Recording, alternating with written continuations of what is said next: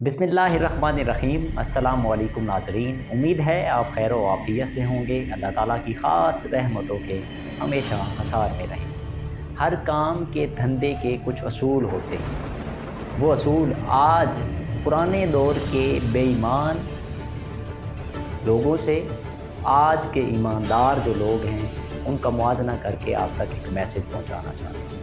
ये एक वाक़या आप तक पहुंचाना चाहता हूँ, हो सकता है आपकी सोच को बदल दे। एक जेब कुतरा गाड़ी से एक शख्स उतरता है, वो सफ़र कर रहा था उस गाड़ी के अंदर, और जब उतरता है तो अपने जेब को हाथ लगाता है तो उसका जेब कटा होता है। वो बड़ा परेशान होता है, घर जाता है। वो जो जेब कुतरा होता है वो जब घर अपने पहुंचता है, और जब ये शख्स जिसकी जेब कटी होती है वो अपने घर पहुंचता है, देखता तो हैरान हो जाता है, बड़ा परेशान होता है। और परेशानी की दो वजूहात होती हैं। एक तो वो ख़त जो उसने अपनी माँ को लिखा होता है कुछ अरसे पहले, जो उसकी जेब में रह गया होता है, जो उसको सैलरी मिलती हर महीने। उस वक्त क्योंकि ख़त का दौर था, टेलीफोन और बाकी चीज़ें मौजूद नहीं थी, मैं पुराने दौर की बात कर रहा हूँ। तो वो क्या करता है कि वो ख़त अपनी जेब में डाल लेता है, जो माँ को महीने की बेस पे जो ख़त लिखता होता है, तो पोस्ट करने के लिए भूल जाता है।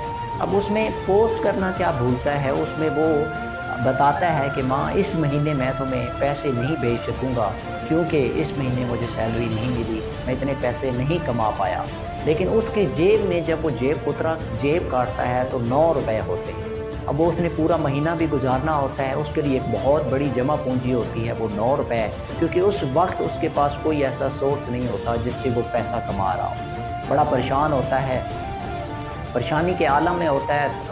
माँ जी का दोबारा ख़त पहुँचता है अपने बेटे के पास, और वो बड़ा हैरान होता है कि माँ जी ने हाल हवा लेने के लिए लिया या पैसे मंगवाने के लिए कि अभी तक खर्चा नहीं पहुँचा है। तो वो बड़ा परेशान होता है कि अब मैं किस मुंह से कैसे खोलूँगा। जैसे ही ख़त खोलता है तो ख़त में पढ़ता है कि बेटा तुम्हारी तरफ से मुझे 50 रुपये मिल गए हैं, अल्लाह तुम्हारा भला करे, तुम मेरा बहुत ख्याल रखते हो, अल्लाह ताला तुम्हारे लिए आसानियाँ पैदा फरमा।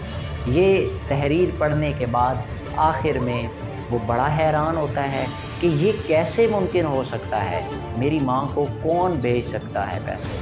3 दिन के बाद इसको उसी जेब कुतरे का ख़त रिसीव होता है।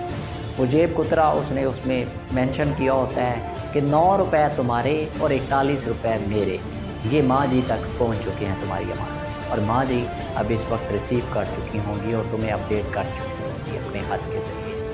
नीचे वो लिखा होता है उसने आखिर पे वो मैसेज आप तक पहुँचाना चाहता हूँ कि उस वक्त के बेईमान लोग और आज के ईमानदार लोग, उनकी ज़रा डिफरेंस, उनका फ़र्क देखिएगा कितना है।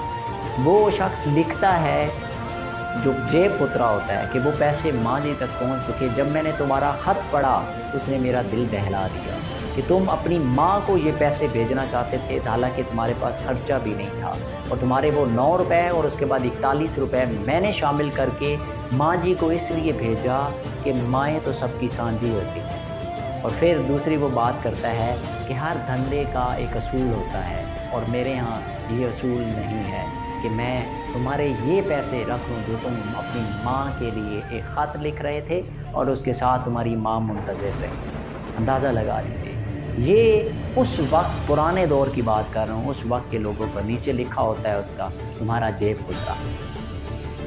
क्या लेवल था, मतलब इससे हमें बहुत कुछ सीखने को, समझने को, अपनी सोचों को डायरेक्शन देने के लिए बहुत कुछ समझ आता है अगर हम सीखना चाहें। बहुत बड़ी बात जो वो हमें सबक ज़िंदगी का एक दे गया। अल्लाह ताला हमें भी तौफ़ीक़ अता फ़रमाए हमेशा अपनी ज़ात से खैर बांटने की, और हमेशा दूसरों के लिए आसानियाँ पैदा करें, अपना और अपने चाहने वालों का।